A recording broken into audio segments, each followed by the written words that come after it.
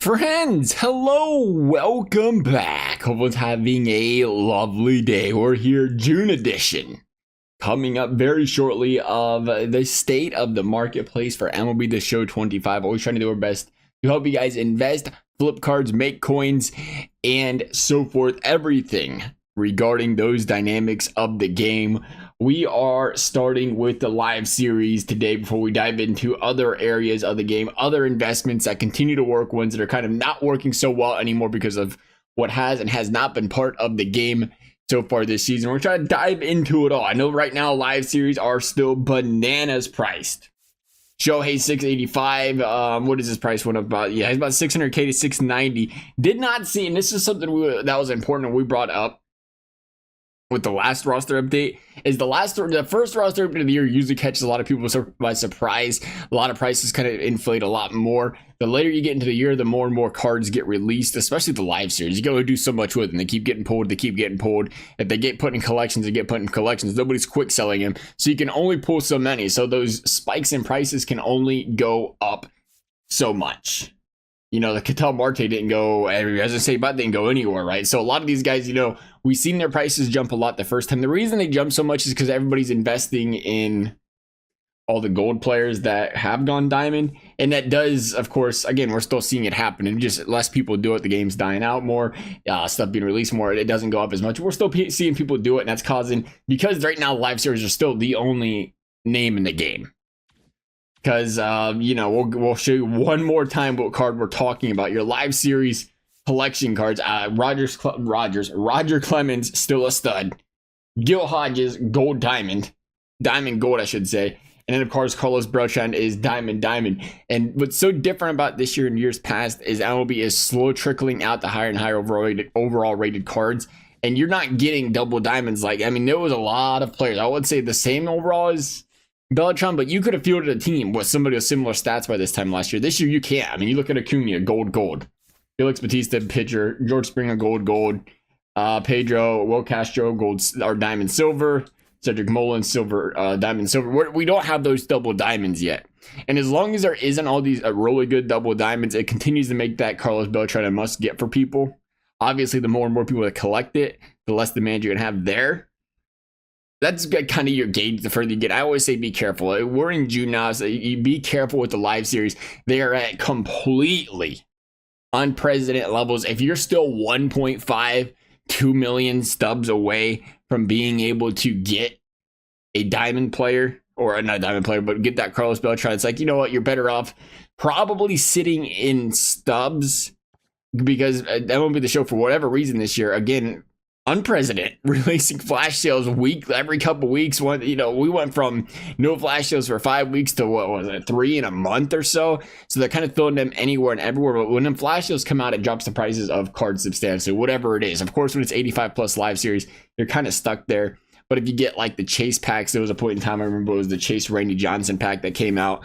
Randy Johnson dropped to like 120k. You know, when you get packs like that come out, excellent time to invest in those players, because once that chase pack's no longer in a flash sale, the price does go up. Randy Johnson was a prime example of that. He was down to, it was a while ago now. He's done a 130, he's done a 250. You've seen it drop back down there a little bit, but that has been, and so it's going to be a little bit more difficult. I'm going to be completely honest. This has probably been my toughest year making stubs. Still making stubs, but it's more of a grind. I love to grind early in the year, build the stub balance up, and then kind of get, I'm gonna be honest, I get lazy where I just like to put the orders in once a day, you know, sell them the next day. I haven't really been doing much of that as much lately either.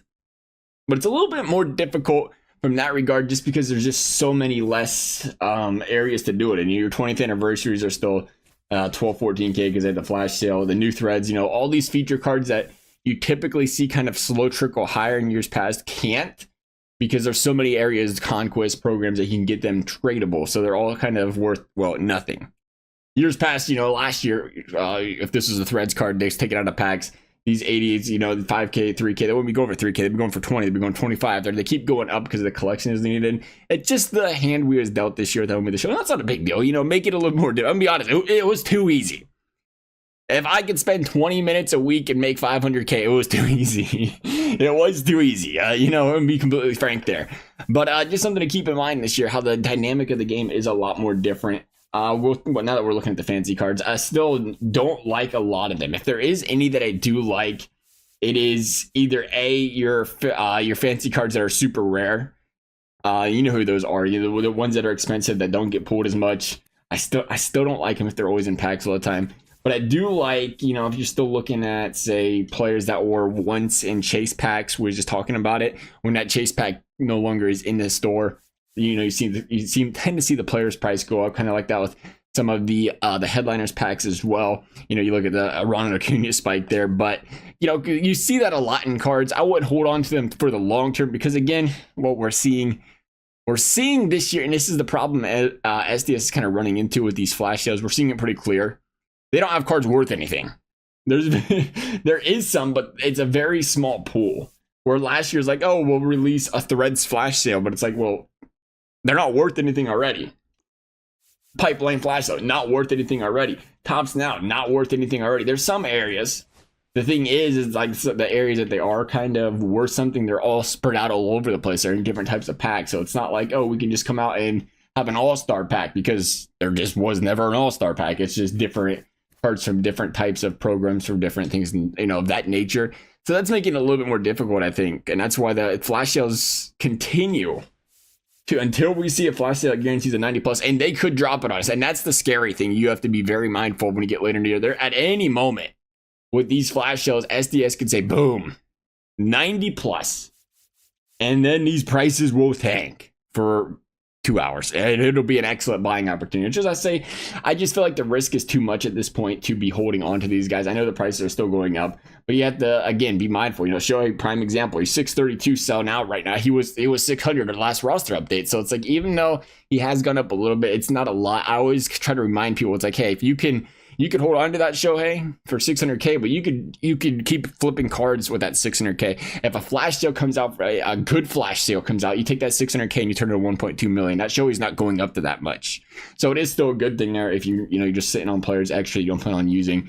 Or I get it, Shohei might have been a bad example there, but we're still seeing there's still the possibility to flip cards in general if you want to go that route. I still love doing it. Mason Miller is another good one. He was like 37.42. His price probably dropped down to 35K overnight. Goes back up to 42. Sell him for 42. Nice quick 3K profit. You can still do stuff like that. I'm gonna be honest. I'm terrified, but very intrigued by investing in the 84s. The reason, again, different this year. Typically, it's a big week when you get like 5 guys that go diamond. Sometimes there's roster updates where there's 2 guys that go diamond. SDS just released that update and they said, you get a diamond. It was watching the Oprah Winfrey show on steroids, because they just handed them to everybody. I was shocked. I am a Hunter Green fanboy, a Reds fan, but I was shocked Hunter Green got one, because I think he had 1 start since the last roster update, and then he hit the IL, he came back, still a stud. They gave it to him though. That's been how easy it is. In years past, no chance. No chance to upgrade him two updates in a row when he hasn't played because he was hurt. This year, a little bit different. And that does, again, just makes it even harder to get the highest overall diamonds, causing those prices to go up, because I'm just going to turn, this 1K player and buy 50 of them, quick sell them all for 3, quick sell them all for 2, and you're going to double your coins. And what are you going to do? You're going to go buy the expensive guys, because nobody's buying these 3K guys worth nothing. So that is, again, I hate to predict that. For that reason, I consider it very risky still. I just consider them very risky in general to be in. Build your stuff balance up. Just look for the opportunities opposed to investing in them. It just feels like they can still be, again, SDS at any moment can just hit you with that bang, flash sale. Or bang, next roster update, there's only 1 that goes diamond. All of a sudden, a lot less people are going out there making stubs and buying more and more of these players. And again, it's important to mention, the more they get pulled, the less people that need them. The more people that complete the collections, the less people that need them. Nobody's buying 2 Aaron Judges and locking them in. They might try to invest. They ain't buying 2 of them, but once they have them, they have them. We was going to talk about the spotlights. I think we got distracted there. I still like, I think they're starting to go back up already. People are already catching on.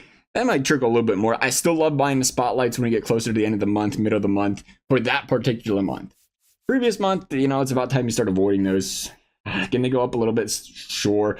I don't like, because they are now in the May Lightning Spotlight collection, or you can now trade in players and get one of these packs. That's gonna again water it down and dilute it a little bit more. And you know, again, we've seen them release flash sales for these guys. Creates an excellent buying opportunity. But right now, I mean, you look at, and this is kind of important to note, just straight flat line. Not too many people interested in it. You know, a week later, you want to start to see it trickle up a little bit. Could it still? Absolutely. If you start to see it trickle up a little bit, you know, it's still a great opportunity to buy them, possibly flip them. Just something to be mindful of. I personally still like spotlights for the reigning, defending month. 20th anniversary again. I love them. And then the flash sale kind of crushed them. But you always seen the slow trickle up, and then, you know, here's a sale, here's a started packing this conquest, whatever, and it keeps diminishing the values of them. That's the difference this year. That's been the killer with every special card this year. It's like STS doesn't want any of these guys to gain a lot of value that shouldn't be worth anything. Maybe that's a good thing, I guess. You shouldn't probably have a 50k 85 overall player. Maybe that's their goal there. They're trying to keep that down. And that's just, again, we're adapting to the waters that they are producing this season. I don't want to keep saying, hey, and it was. I do believe, you know, and it was at the time. It was a great investment. But if what seems to be them trying to continuously just plow any card that shouldn't be worth the price with the flash sales, putting them in conquest, because now you're even seeing the anniversaries hidden in conquest. The second you start seeing them packs in conquest, run away. Run away, because everybody can do them, anybody can get them, and that hurts the price. Could they go up a little bit? Yeah, but we're looking for, when you're buying an 85 overall, we're looking for 10k, likely to go to 30k, not 10k. Maybe it goes to 12, maybe it goes to 13, because again, they're not usable cards. They're not really worth anything. The second they release a pack that guarantees everybody gets one, they're going to be worth 3k. So you got to be mindful of that. Still very much a flippers market, still very much a gold investing. If you see players you're very favored in, and it's not a bad idea still, as long as guys are doing hot. And until SDS shows otherwise, I mean, hey, why not? Why not invest in the Max Frieds of the world, or the, you know, I don't even know who's doing good, but I can tell you, Oscar Hernandez of the world, if he's having a good season here, the cool, you know, why not? Because they're still going to see them prices go up a little bit, be able to quick sell them for those in those regards. Spotlights again brought them up. What would we say? You know, watch the feature packs that have keep cards in those packs and they're gone. Always good investments the last day those are in packs, if you're following when they get put in, get taken out. Other than that, I believe that covers just about everything. As always, a bit long in these videos, but trying to do our best to, as always, help people out here. Of course, same story with these bad boys. If they haven't trickled up already, when you get close to that season 4, you start to see these guys bottom. People will buy them quickly in the next season, and you got a good chance to get a quick flip on them as well. Nonetheless, though, again, not something to hold on to long term. Once the next inning comes out, you know, you want them gone the day of, the next day, when it gets that quick spike. Nonetheless, though, that is going to wrap things up for this video. As always, if y'all enjoyed it, I'd appreciate you liking, subscribing. You never have to. Thank you for watching. We'll see you next time.